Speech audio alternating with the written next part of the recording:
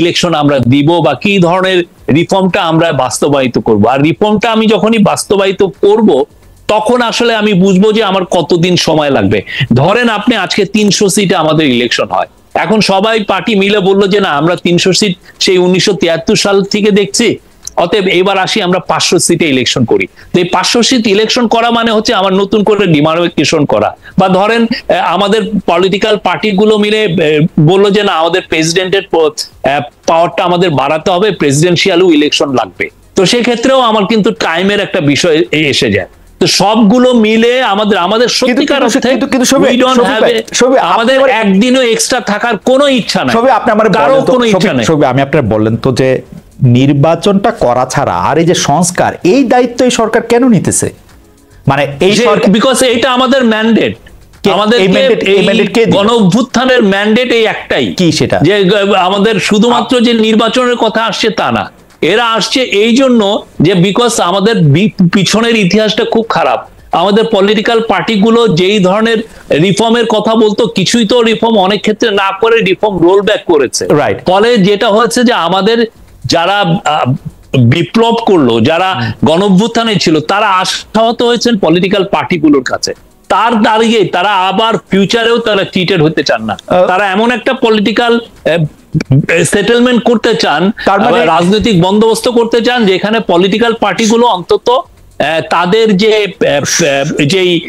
ধরেন যে কাজগুলো পিছনে করেছে এটা যাতে না করে। শফিক ভাই, আপনি যা বলতেছেন সেইটা আমি যদি মানে আপনারা বুঝে থাকি, তাহলে ব্যাপারটা হচ্ছে বাংলাদেশের বেশিরভাগ মানুষের মনোনয়ন নিয়ে যারা আসবে তারা এটা বুঝতে পারে না বা তারা এটা করবে না। সেই জন্য আপনারা যারা বিপ্লব করেছেন, গণ অভ্যুত্থান করেছেন, যাদের দায়িত্ব ছিল বা যারা নিজেদের দায়িত্ব নিজেরা এরকম দিয়েছে যে শেখ হাসিনাকে হটানো দরকার, তারা এই দায়িত্ব নিজেদের আবারও দিচ্ছে যে তারা সংস্কার করবে, মানে কোনো গণতান্ত্রিক পলিটিক্যাল পার্টি না। এবং দ্বিতীয় প্রশ্ন হচ্ছে, আপনারা সংস্কার করলেন, যে গণতান্ত্রিক পলিটিক্যাল পার্টি এটা করবে না আপনারা বলছেন, তারা যদি এটা না করে তারা কি এটা রাখবে? তারা না রাখলে আবার তারা আমাদের ছেলেমেয়েরা তো জেগে উঠেছে, আমাদের রেভলিউশনারি বিপ্লবীরা তো তারা আবার ফেস করবে, প্রোটেস্ট ফেস করবে। এটা তো গণতন্ত্র হইতেছে না। আপনি যাদেরকে তারা এটা কেন গণতন্ত্র? না, এটা গণতন্ত্র হইতেছে না। তো ধরেন যে এখন বিএনপি বা আওয়ামী লীগ এখন বিএনপি এখন ক্ষমতায় আসবে, এখন বিএনপি ক্ষমতায় আসবে, আপনারা বিএনপি কে ট্রাস্ট করতেছেন না যে বিএনপি প্রয়োজনীয় সংস্কারগুলি করবে। আপনারা মনে করছেন এই সংস্কার আপনাদেরই করে যেতে হবে, নাহলে বিএনপি আর করবে না। না, সেই ধরনের একটা ট্রাস্ট ডেফিসিট তো সমাজে তৈরি হয়েছে। এটা তো একটা অমূলক একটা বিষয় না। এই ট্রাস্ট ডেফিসিট তো আমাদের পিছনে। আপনারা 1991 সালে আপনার 90-এর এরশাদকে আমরা আউস্ট করার পরে, এরশাদকে সরিয়ে দেওয়ার পরে যেই পলিটিক্যাল বন্দোবস্ত হলো, সেটা তো আমাদের 100 বছর চলে যাওয়ার কথা, কিন্তু আমরা সেটা হলো না। আমরা এই জায়গাটায় কেন আসলাম, কেন আমার এই স্বৈরাচার একটা তৈরি হলো? এটা কারণ আমাদের একটা পলিটিক্যাল ফেলিউর ছিল। সেই জিনিসটা আমাদের স্টুডেন্টরা, আমাদের আপামর জনসাধারণ এটা জানছে। তারা দেখেছে যে তারা গত 15 বছরে ভালো মতো ভোট দিতে চায়নি, তো তারা এই যে তাদের আকাঙ্ক্ষাটা তারা ওয়ালে লিখে দিয়েছে যে আমরা রাষ্ট্র মেরামত করতে চাই, এবং তারা বারবার এই কথা বলে। সেই 15 বছর তো সেইটার আকাঙ্ক্ষায় আমাদের সেই 15 বছর তো আওয়ামী লীগ শাসন করলো, তো সেইটার দায় বা সেইটা যে বিএনপি কখনো কিছু করবে না, সেটা বিএনপির উপর দিতেছে কেন ওরা? আমি তো এটা বুঝতেছি না। বিএনপির সাথে মিস্টারটা কি? বিএনপি তো নিজেরাও তো এটা নিয়ে আলাপ করেছে। আপনি পুরো গতটা বছর বিএনপি এই তাদের 31 পয়েন্টিং এ ফ্যান্টাস্টিক তারা ডিবেট করেছে। তো ওদেরও তো আকাঙ্ক্ষা আমরা ওদের কাজটাও আরো আগে, ওদের কাজটা ওরাই করুক, অসুবিধা নেই। আপনারা ওদের কাজটা কেন করতে চাচ্ছেন? এটা আমার কাছে কুইজের মতো লাগছে। আমাদের তো এটা কুইজের মতো লাগছে। রিফর্ম করা, আমাদের রিফর্মটা খুবই একটা স্ট্রং ম্যান্ডেট। এবং আপনি যদি আসেন কালকে, যদি এসে আপনি ওপিনিয়ন পোল নেন যে আমাদের ম্যান্ডেটটা কি হচ্ছে, আমি বলবো যে মোর দেন 80% will say that we want this government to carry out reforms. আমি আপনাকে বলতে পারি, আপনি নিজে একটা দেখেন না, ওপিনিয়ন পোল নেন। শফিক ভাই, ওপিনিয়ন পোল দিয়ে তো আসলে বোঝা খুব মুশকিল। তবে মানে পোল হওয়ার মানে একটা জনগণের কোন একটা ম্যান্ডেট না নিয়ে জনগণ কি চায় এটা বইলা দেওয়া আমার মনে হয় ঠিক গণতান্ত্রিক না। মনে হয় আর কি। আমার মনে হয় যে এই গণ অভ্যুত্থানের চেয়ে বড় ম্যান্ডেট পৃথিবীতে নাই। সেই গণ অভ্যুত্থান ছিল, এটা ভোটে গণ অভ্যুত্থান খুবই বড় বড় না শফিক ভাই, আপনি বেয়াদবি নিয়েন না, কিন্তু এটা তো অতি সরলীকরণ করেছে। অভ্যুত্থান ভাবটা ছিল হচ্ছে শেখ হাসিনার বিপক্ষে, আর কোনো কিছু তো ছিল না।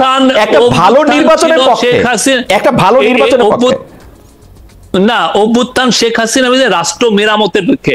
কোন জায়গায় দেখছেন যে আমি অভ্যুত্থান করেছি আমার 3 মাসের মধ্যে ইলেকশন দেন? কোথায় লেখা আছে আপনি দেখেন।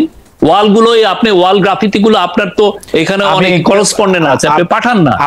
আমি তো এরকমও কোথাও দেখি নাই যে আমি আইসা রাষ্ট্র মেরামত করব, সংস্কার করব, এটাও আমি দেখি নাই। আমি শেখ হাসিনাকে ক্ষমতা থেকে যাইতে হবে, একটা ভালো নির্বাচন পাইতে হবে, কারণ 15 বছর আমরা কোনো নির্বাচন পাই নাই। আমি একটা গণতান্ত্রিক সরকার, একটা ভালো নির্বাচন দেখতে চাইছি, এইটা আমি মনে করছি। হাওয়েভার এইটা পুরাটাও, আমি আপনার সাথে যে তর্কটা করলাম, এটা পুরাটাও আমার মতামত না, প্রশ্নটা আপনাকে করে রাখলাম আর কি।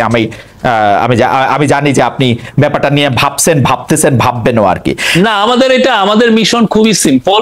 রাষ্ট্র মেরামতের জন্য যতটুক রিফর্ম করার দরকার আমরা করব, অবশ্যই এটা পলিটিক্যাল পার্টির সাথে কনসালটেশন করে এবং তাদের সাথে একটা কনসেনসাসের মাধ্যমে এই রিফর্মটা করা হবে। এটা নিয়ে শেষ প্রশ্ন করি যে আপনার কাছে মনে হইতেছে না আসলে যে পলিটিক্যাল পার্টিগুলির যদি আপনি এটা ছাড়েন, যারা গণতান্ত্রিক প্রক্রিয়ায় নির্বাচিত হয়ে আসবে তারা এটা করবে, এটা আপনাদের মনে হচ্ছে না?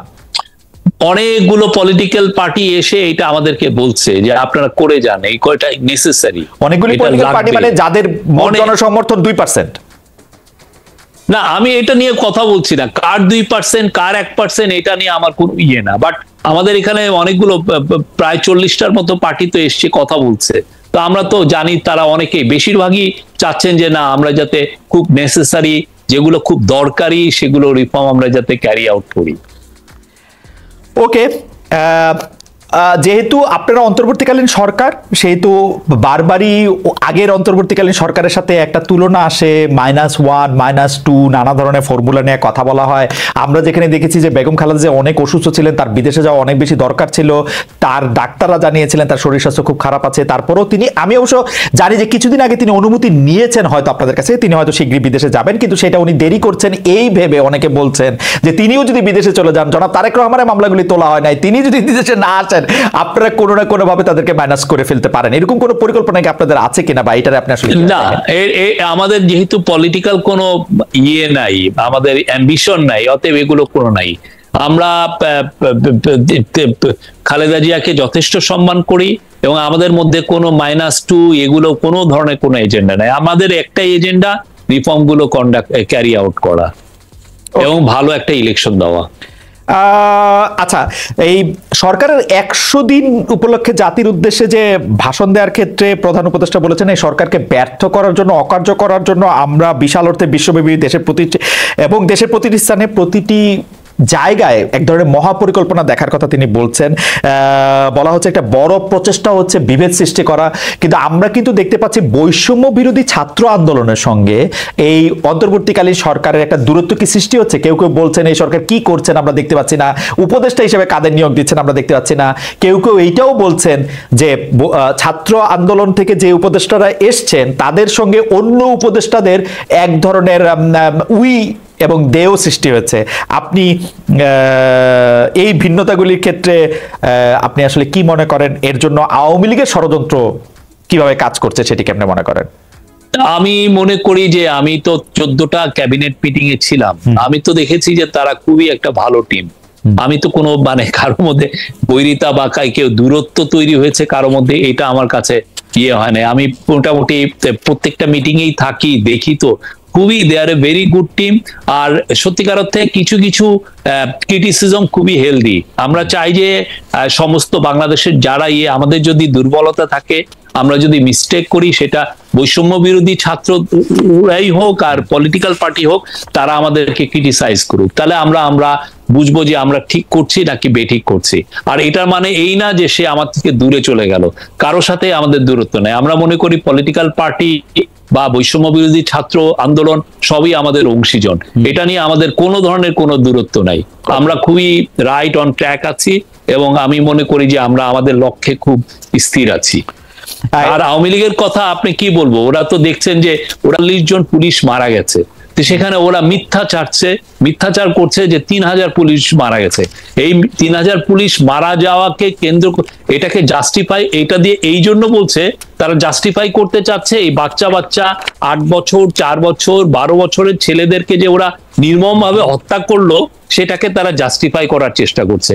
আমরা যারা যারা পুলিশ মারা গেছে তাদের লিস্ট দিয়ে দিয়েছি, আপনারা যদি আরো কাউকে পান আমাদেরকে এনে দেখান যে ইনি মারা গেছে, ইনি ভয়ে কথা বলছেন না, নিয়ে আসেন, আমরা বলছি তো। আচ্ছা, হ্যাঁ, কিন্তু এই লোকগুলোকে আপনারা ভয়াবহ রকমের এই যে মিথ্যাচার এইটার জন্য করার জন্য তারা মিলিয়নস ডলার ছাড়ছে, এবং তাদের মিথ্যাচার এখন দেখা যাচ্ছে যে ইউএস পলিটিক্স এর মধ্যে দিয়েও এখানে হাজির হচ্ছে। শফিক ভাই, আপনিও ভালো করে জানেন যে মিথ্যাচারের তো আসলে মানে এটা তো কোনো জীবনকাল নাই, এটা তো শেষ হয়ে যাবে, ফরমালিন দিয়েও বাঁচা যাবে না। মিথ্যা নিয়ে আপনারা এত উদ্বিগ্ন থাকেন না। আমি বরং আপনার বক্তব্যর কাছাকাছি বক্তব্য দেখানোর জন্য আমরা দর্শকদের জানতে চাইছিলাম যে অন্তর্বর্তী সরকারকে ব্যর্থ করতে বিভেদ সৃষ্টি করার চেষ্টা চালিয়ে যাচ্ছে আওয়ামী লীগ, এমন মন্তব্য করেছিলেন প্রধান উপদেষ্টা ডক্টর মোহাম্মদ ইউনূস। এই বক্তব্য সমর্থন করেন কিনা? শতকরা 75% দর্শক এই বক্তব্য সমর্থন করেছেন, শতকরা 25% দর্শক বলেছেন যে এটি সমর্থন করেন না। 97,000 ভোট এটিতে পড়েছে।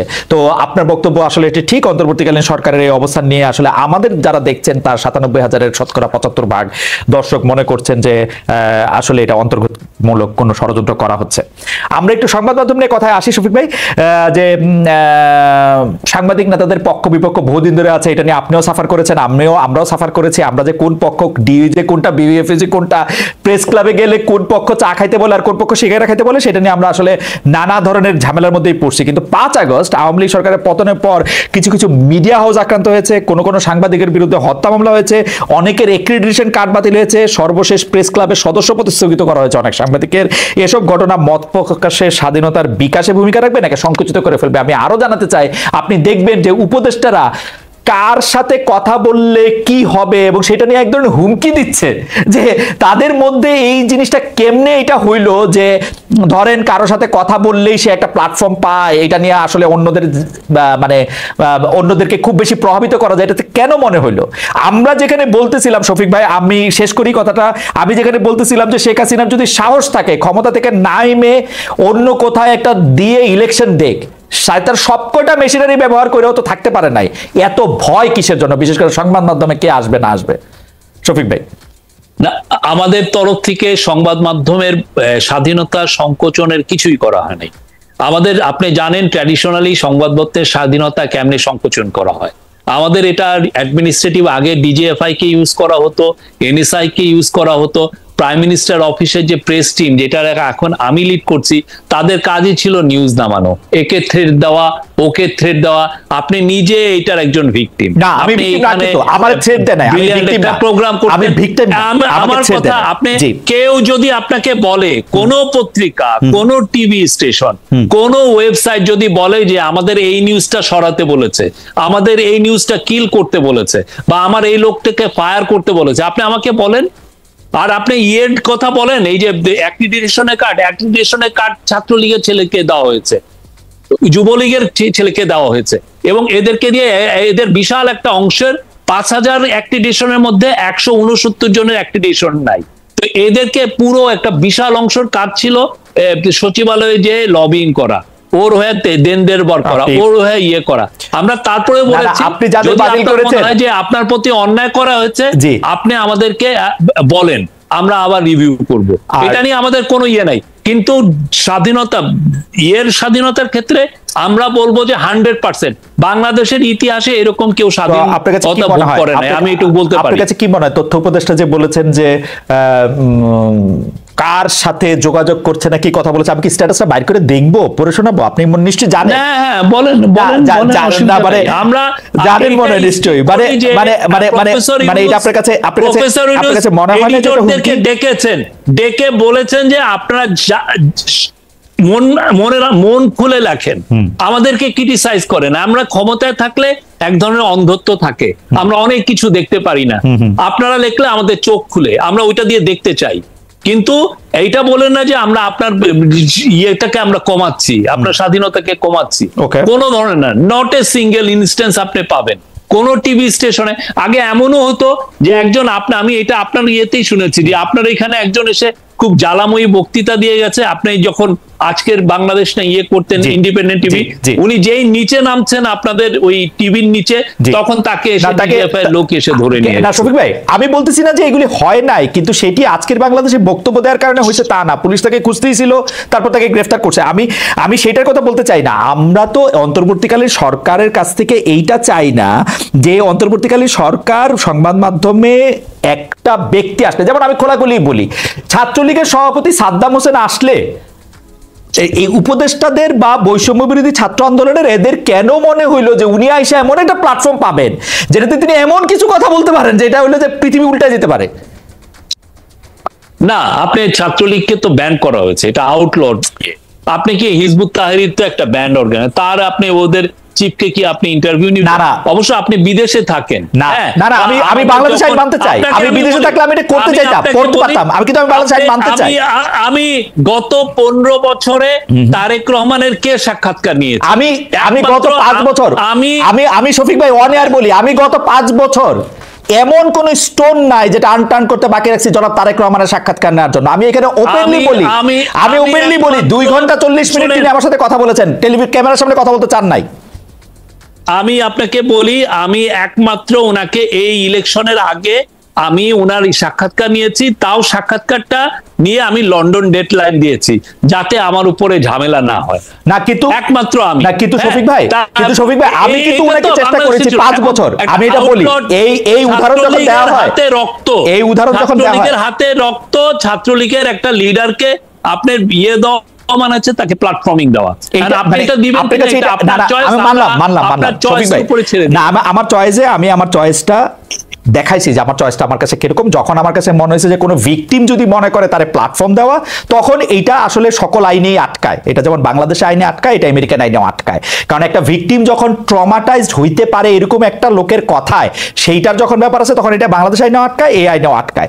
আমি যেটা বলতে চাইতেছি, স্পষ্টত উনাদের মনে হয়েছে যে এই রকম কেউ আসলে সে একটা কথা বলতে পারবে, যেই কথায় সে আমাকে কনভিন্স করতে পারবে, বাংলাদেশের মানুষকে কনভিন্স করতে পারবে, সেটা আপনাদেরও মনে হয়েছে। এইটা কি ঠিক কিনা আসলে? আপনারা এই ভয়টা অমূলক না, কনভিন্সের বিষয় না, এটা কনভিন্সের বিষয় না, এটা হচ্ছে আপনার একটা মানে আপনি এই মোরাল চয়েসটা করবেন কিনা, সেটা হলো আপনার বিষয়। হ্যাঁ, আপনি কি মানে আপনি কি আনসারুল্লাহ বাংলা টিমের সাধারণ সম্পাদককে ডেকে আপনি কি ইন্টারভিউ করবেন? সাংবাদিকদের জন্য তো যে কোনো সময় যে কোনো ইন্টারভিউই আসলে, এটা যদি আইনের বাধা না থাকতো, আমি মোরালি মনে করি না যে এই ইন্টারভিউ নেওয়াটা, আমি মোরালি বলি, মোরালি আমি মনে করি না যে ইন্টারভিউটা নিলে আমি আমার মোরালের দিক দিয়ে, এথিক্সের দিয়ে, যেটা আপনি সংবাদ সম্মেলনে বলেছেন, আমি মনে করি না যে এতে আমার কোনো মোরাল কোনো কিছু আছে। আমি মনে করি যে ইন্টারভিউটা, কিন্তু আইনের ব্যাপারটা, আমি আইনের প্রতি শ্রদ্ধাশীল, বাংলাদেশেও আমেরিকাতেও, এইটা আমি আই গট ইট। কিন্তু আপনাদের মনে হইতেছে কিনা একটু বেশি, এবং অ্যাক্রেডিটেশন ক্রেডিট কার্ড বাতিলের কথা আপনি যাদের কথা বললেন, তাদের ব্যাপারটা কি আসলে এটা ঠিক? মানে যাদেরকে বাতিল করা